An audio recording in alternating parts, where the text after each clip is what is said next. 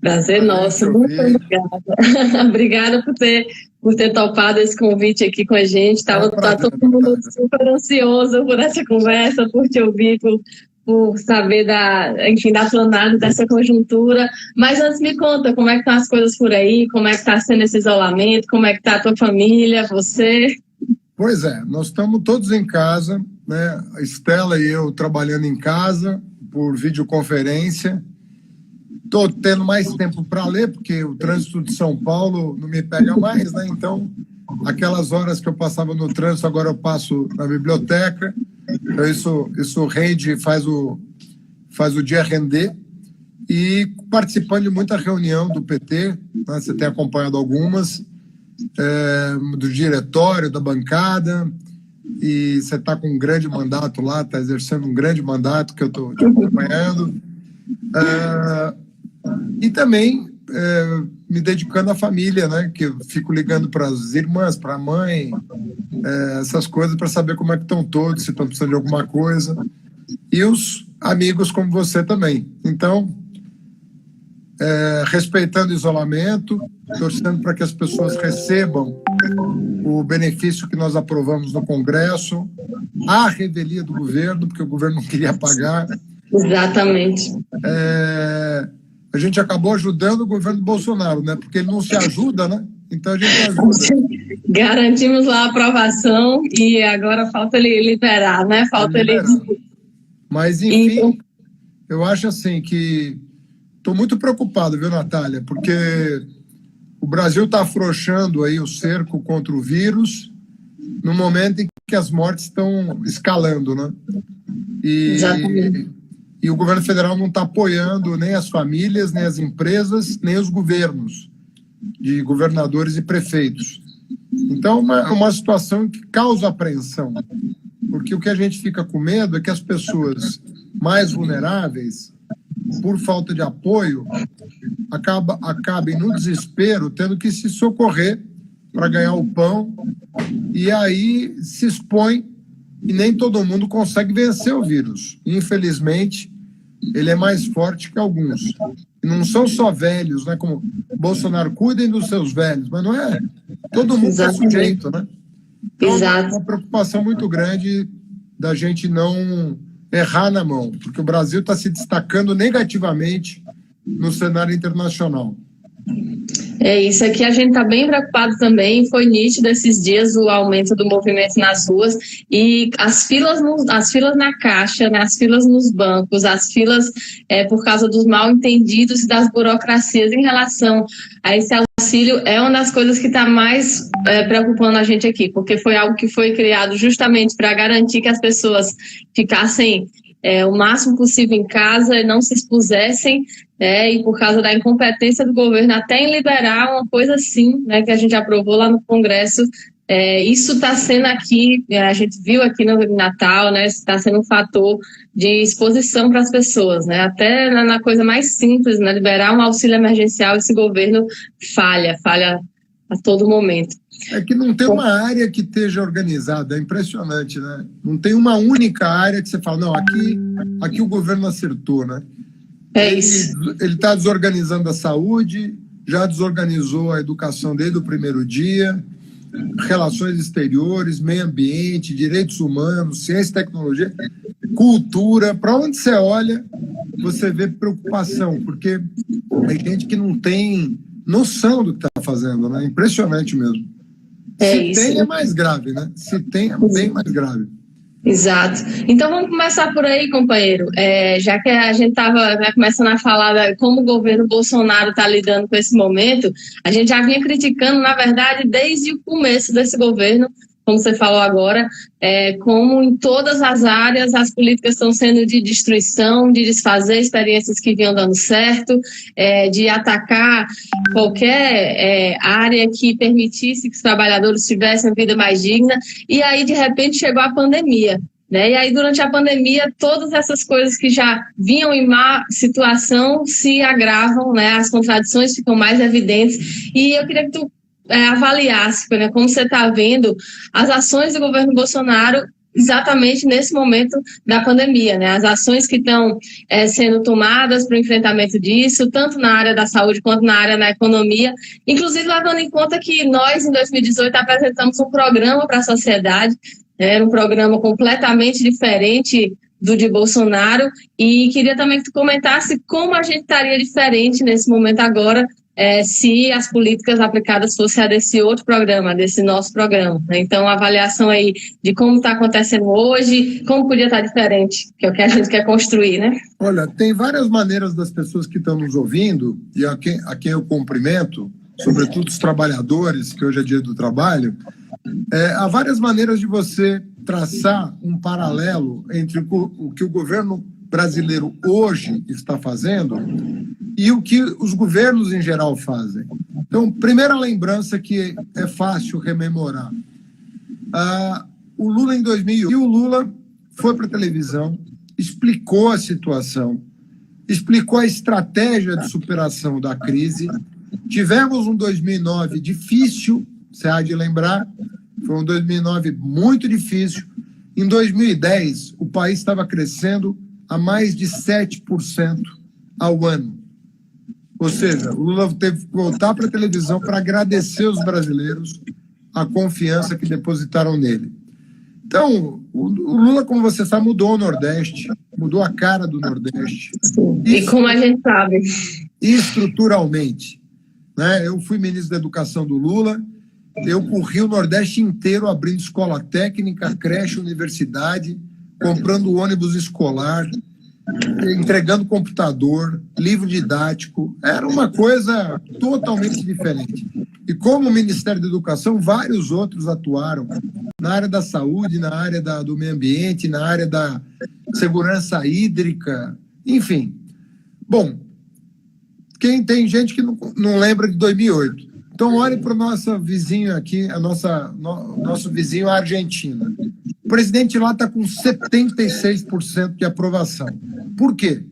Porque uniu o país contra a pandemia. Não olhou para quem era peronista, macrista, não. Olhou para o argentino. É argentino? Eu vou cuidar. Independentemente de que time torce, que religião, não importa. Todo mundo que mora na Argentina, eu vou cuidar. Está com 76% de aprovação. Ele é de centro-esquerda, como nós sabemos. Mas a Merkel é de centro-direita na Alemanha. O que ela fez? Uniu a Alemanha contra o vírus. Tem os melhores indicadores da Europa, os grandes países europeus. Por quê? Porque nessa hora que o estadista aparece, na hora da dificuldade, o estadista aparece. E o Bolsonaro se revela, né, o oposto disso. O oposto de um líder é alguém que está provocando a discórdia entre os brasileiros. Você reparou que os bolsonaristas só falam em arma, em comprar munição, em defender o mandato dele a bala, se alguém relar no mandato dele. Ou seja, ele pode cometer crime que ninguém vai mexer com ele. É isso que eles estão dizendo. Ele pode pedir a volta da ditadura, ele pode descumprir a lei, ele pode aparelhar a Polícia Federal, ele pode tudo, que aí o seu Roberto Jefferson tem a coragem de vir a público dizer que vai defender a bala o mandato do Bolsonaro. Ao invés de estar unindo o país e zelando para que as mortes diminuam dia a dia, a gente possa sair em segurança de casa para trabalhar. Então, uma pessoa que efetivamente não tinha nenhum preparo sequer para ser deputado. Você é deputada federal. Você conhece os outros 512 colegas teus. Eu garanto que você vai ter muita dificuldade em achar alguém pior que o Bolsonaro no Congresso Nacional? Tem não, tem não.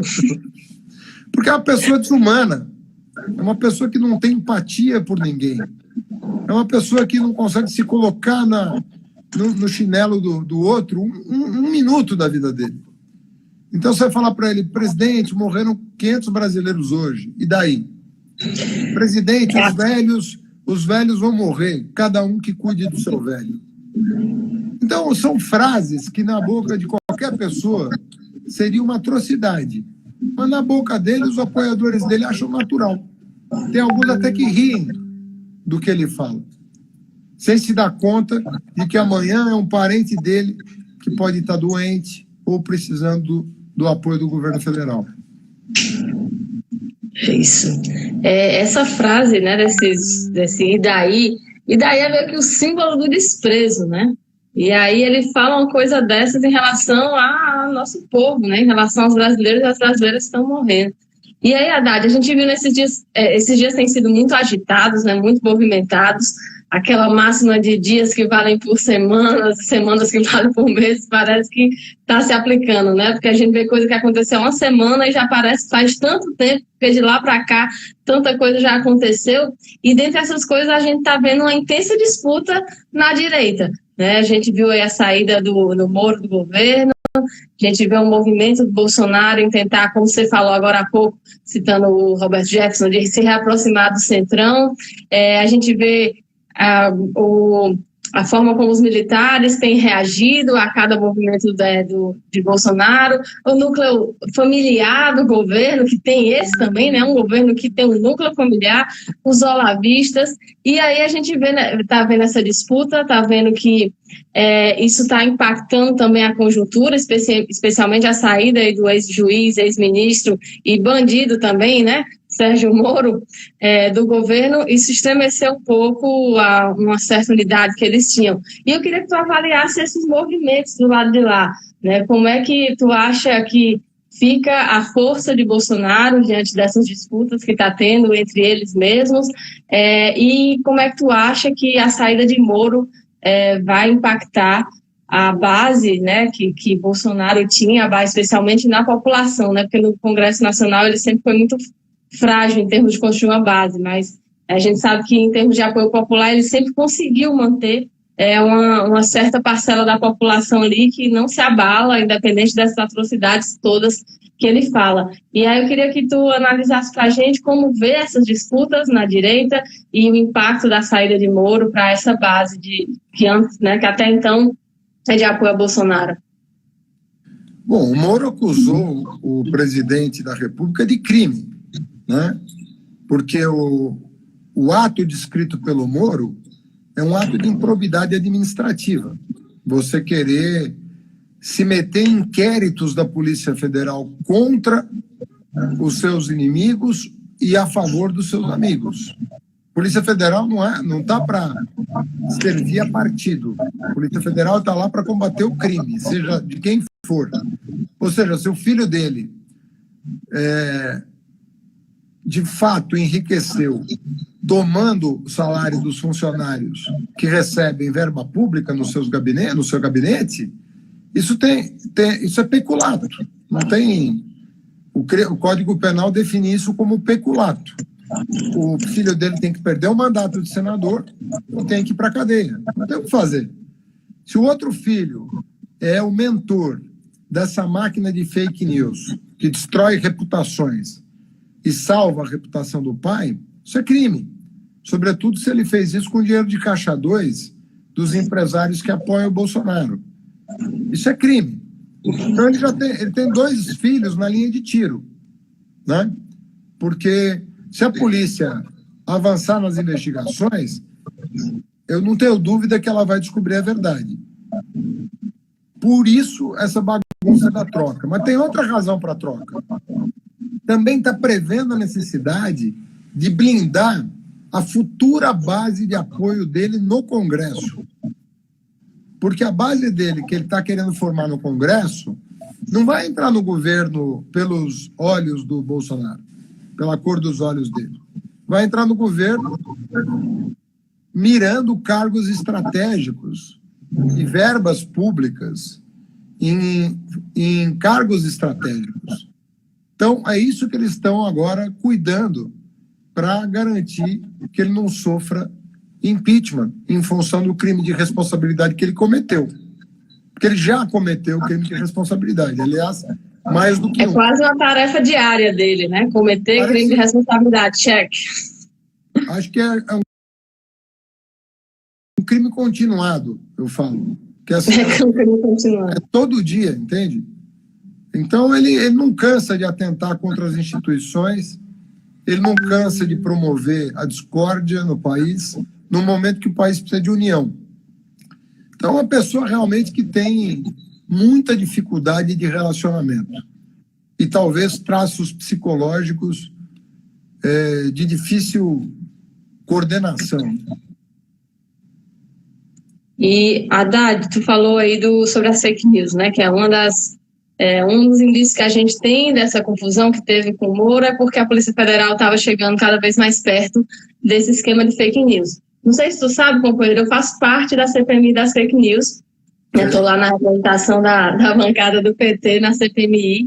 E o que a gente as coisas com que a gente vem se deparando lá são realmente assustadoras. É isso.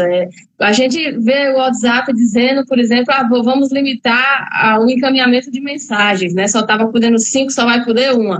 Isso não importa, isso não tem nenhum impacto no nível de estrutura que eles utilizam, que é uma coisa totalmente profissional, zero amadora, não tem nada a ver com a fake news do grupo da família que o tio manda, apesar de ser a fonte disso também, muitas vezes, mas a gente está falando de outra coisa, né? De uma organização criminosa mesmo, inclusive no sentido jurídico do termo.